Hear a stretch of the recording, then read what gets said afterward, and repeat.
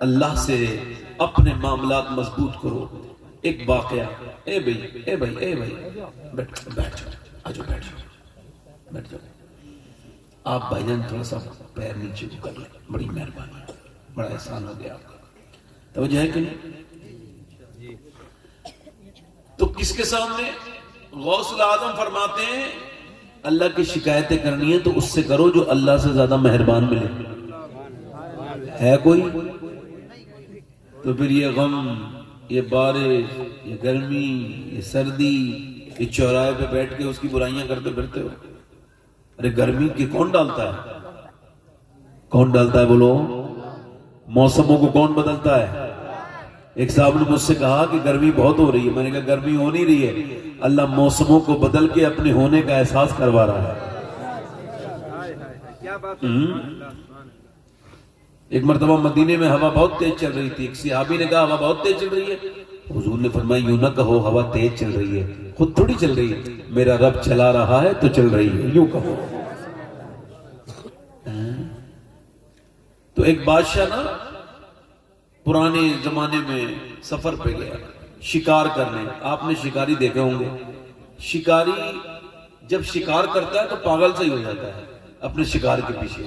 چلتے چلتے چلتے وہ بھول گیا کہاں ہوں میں، راستہ بھٹک گیا، ساتھیوں سے بچھڑ گیا، اکیلا رہ گیا، صحرا میں ریگستان میں پہنچ گیا. پانی نہیں، پیاس سے زبان سوکھ کے کانٹا ہو گئی، موت کے نزدیک پہنچ گیا. رونے لگا مالک اے میرے اللہ میری جان بخش دے، مجھے پانی عطا کر. آگے تھوڑی دور چلا تو دیکھا ایک جھونپڑی تھی. اللہ کی مرضی جھونپڑی میں جا کے دیکھا تو ایک بوڑھا بیٹھا تھا. اس سے بولا میں پیاسا ہوں، مجھے پیاس لگی ہے، مجھے پانی دے دو. اس نے کہا یہ رکھا ہے، پی لے. 3-4 اس نے اٹھا کے گلاس یا پیالے پانی پیے.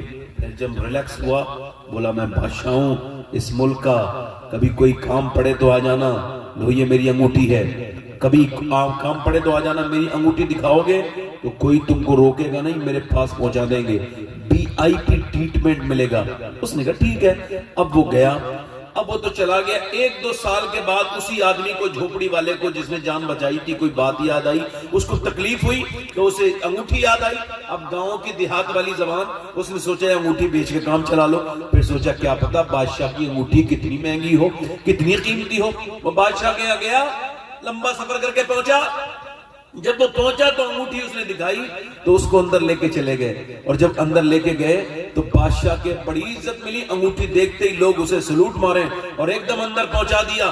VIP ٹریٹمنٹ کے ساتھ اندر پہنچا تو دیکھا بادشاہ سجدے میں رو رہا ہے. واپس پلٹا، بادشاہ نے سلام پھیر کے کہا کوئی آیا تھا؟ کہا پکڑ کے لاؤ. کہا تم کون ہو؟ کہا مجھے پہچانا نہیں. کہا ہاں پہچان لیا. یہ انگوٹھی آپ کی؟ کہا میں نے تیرے یہاں گیا تھا، پانی پیا تھا، جان بچی تھی میری، مگر یہ بتا واپس کیوں جا رہا تھا تو یہ بتا. کہنے لگا بادشاہ سلامت کوئی پریشانی آ گئی تھی، میں نے سوچا چلو آپ کو جا کے بتاؤں. پھر میں نے دیکھا آپ بھی کسی کے سامنے رو رہے ہیں تو میرے دل نے کہا اس کے سامنے کیوں روتے ہو جو خود کسی کے سامنے روتا ہے. چلو اس کے سامنے روئیں گے جس کے سامنے بادشاہ بھی روتا ہے. سبحان اللہ سبحان اللہ. نعرہ تکبیر، نعرہ رسالت، حضور سید صاحب قبلہ شہزادہ غوث اعظم. کہاں رونا ہے بولو؟ آج کے بعد کوئی تکلیف آئے اللہ کے سامنے رو کے دیکھنا، کبھی 2 رکعت نماز پڑھ کے دیکھنا. کبھی کوئی تکلیف آ جائے، جاتے ہو نا اسپتالوں میں جانے سے پہلے کبھی میری بات کو فارمولہ، کبھی اسے پکارو تو وہ تمہارا کریم رب ہے، وہ تمہارا رحیم رب ہے. تمہارے ماں باپ سے زیادہ تم سے محبت کرتا ہے. ماں باپ سے زیادہ وہ کہتا ہے میرا ذکر ایسے کرو جیسے اپنے ماں باپ کا ذکر کرتے ہو. اٹھتے بیٹھتے چلتے پھرتے کھاتے پیتے اللہ کو پکارو. جب کوئی پریشانی آئے اللہ کے سامنے رونا شروع کرو.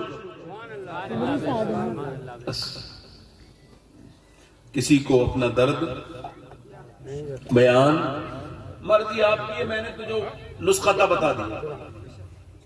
جو بڑی لمبی لمبی تقریر میں بات نہیں سمجھ پائیں گے آپ 2 منٹ میں سمجھ گئے ہوں گے. سمجھ گئے بات کو نہیں؟ کہ رونا کس کے سامنے بولو؟ اندھے کے سامنے رو تو اپنے بھی نین کو. تو کیا ضرورت ہے اس کے سامنے نہ رو. جب کوئی احسان کرتا ہے تو جتاتا ضرور ہے، مگر اللہ کبھی نہیں جتاتا احسان. اللہ تعالیٰ سلامت رکھے. ہمارے